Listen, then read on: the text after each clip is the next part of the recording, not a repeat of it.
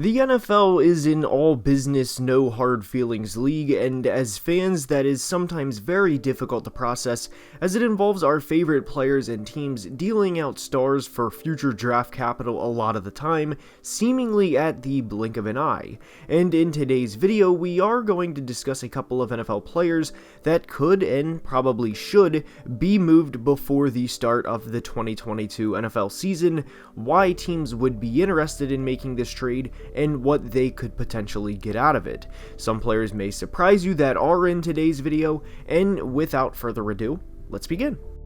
And the first player we are going to discuss in today's video is Baker Mayfield of the Cleveland Browns. I wanted to wait and discuss this for a little while this offseason to wait and see how everything plays out regarding the Deshaun Watson situation, and at the moment, it looks like he will be suspended for at least a full season, if not longer. Within all of this, I thought Baker Mayfield specifically got a pretty raw end of a deal, because when he was healthy in 2020, we saw what type of player he was, a good starting quarterback that can lead the Browns to playoff success. And for the Browns to have Baker go through an injury-riddled 2021 and basically give him the middle finger and trade for Deshaun Watson was about as low of a blow as you're going to see. I mean, the Browns are infamous for turning quarterback after quarterback after quarterback into draft busts, and now that you have a solid one, you trade your entire future for a player who will more than likely be a few seasons removed from football,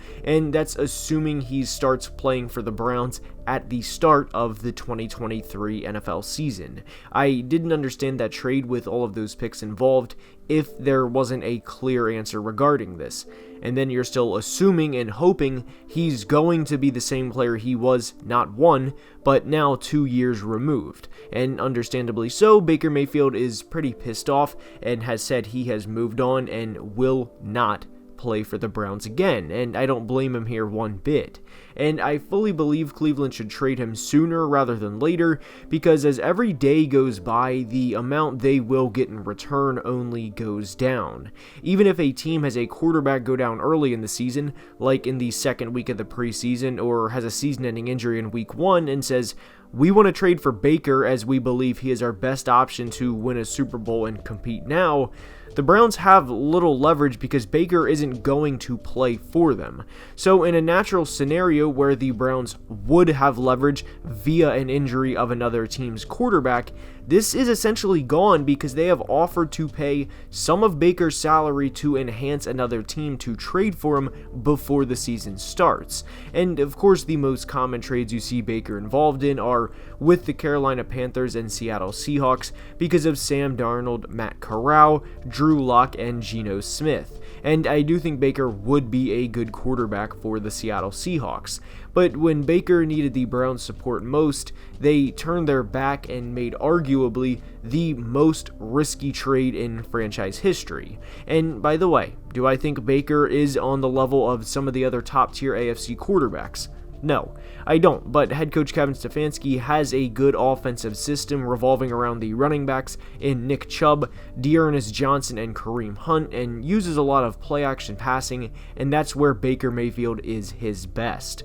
So while Baker is not a premier top 2 or 3 quarterback in the AFC, he doesn't have to be. The Browns can play their own game, and they do a good job at that, and when they're on, they are a very difficult team to beat. And why they abandoned Baker Mayfield to drop 3 first-round picks with a quarterback in a pending legal situation is beyond me, but it is what it is, and at this point in time, Baker Mayfield understandably does not want to play for the Browns and should be traded.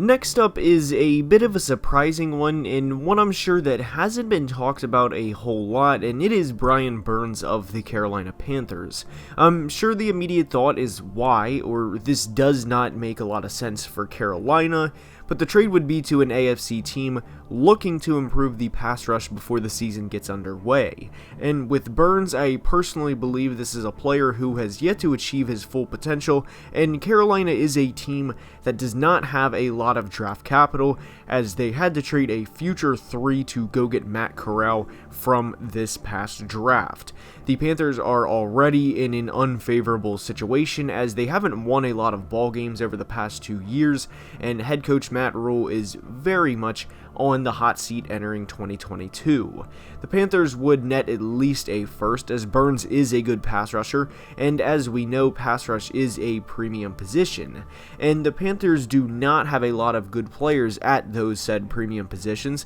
and the ones they do, like DJ Moore and Christian McCaffrey when healthy, they have been able to compensate those guys accordingly. The portion of this video isn't to say Brian wants out of Carolina or that every team in Carolina's situation should just trade any good players they have, like Josh Allen on the Jags for example, because they are not being used to their maximum productivity, but for Carolina specifically, this team has struck out with some woeful trades over the past few years, with the Sam Darnold trade being most notable. The CJ Henderson trade has been okay, but nothing spectacular, and they are very clearly rebuilding, and I'm going out on a very long limb here, but I do not think they are going to win the NFC South in 2022. My suggestion here is to trade one of the very few pieces they have for something they can use in return and try to recuperate some of those picks that they simply did not have this past year due to prior trades that did not work.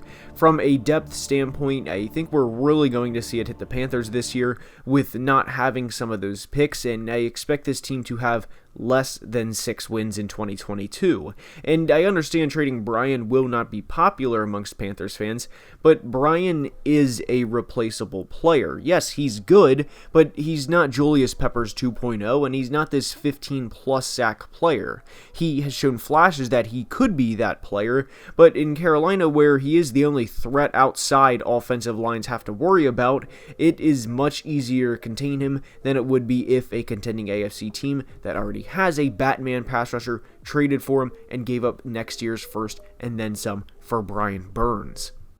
And next up is Jimmy G of the San Francisco 49ers. With Jimmy, this one is obvious, as they sent 2 first-round picks plus the pick swap with the Miami Dolphins in 2021 to acquire their next franchise quarterback, or hopeful franchise quarterback at this point in time, in Trey Lance. And when everybody was being traded this offseason, whether it was at the receiver position, which you could argue is another thing in itself, like Tyreek Hill going to the Dolphins, and Devontae Adams going to the Raiders, or even Khalil Mack going to the Chargers, the 49ers should have traded Jimmy G a couple of months ago at this point, as everyone knows, like with Baker, the days go by, the trade value diminishes. And prior to the draft, Jimmy made a lot of sense to go to the Indianapolis Colts, but as we know now, Matt Ryan was traded there and Jimmy G is still a 49er. And I don't fear that Trey Lance isn't the guy there, or that he doesn't have what it takes to play at the NFL level.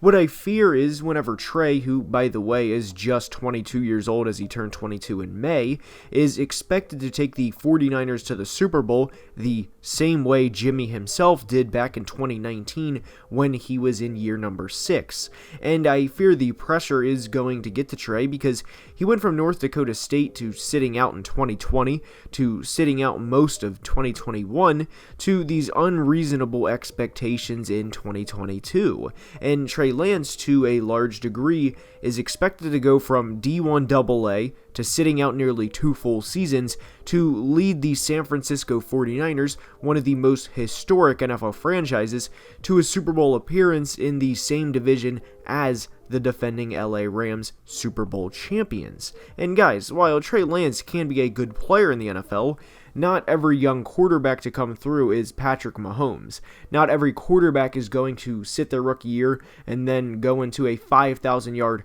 50-touchdown season, and even when Patrick was heading into his second season, the Chiefs wisely traded Alex Smith, ensuring that there would be no quarterback competition, or that if and when Patrick in 2018 would make a mistake, Alex would not be right there breathing down his neck to add even more pressure than what Patrick already felt after making a poor decision or throw. And that is what I fear most with Trey, and one of several reasons why Jimmy should be traded. Now, is Jimmy going to lead another team to a Super Bowl? No, probably not, but the point stands. There is no reason for him to be on the roster at this point in time, given what you gave up for your next franchise quarterback. And I think it's one thing if the 49ers did what the Packers did with Jordan Love, where they drafted him at pick 26, and even the Packers did trade up, but it was from 30 to 26 and not from 12 to 3. And by the way, Aaron Rodgers, the next 2 seasons, won back-to-back MVP awards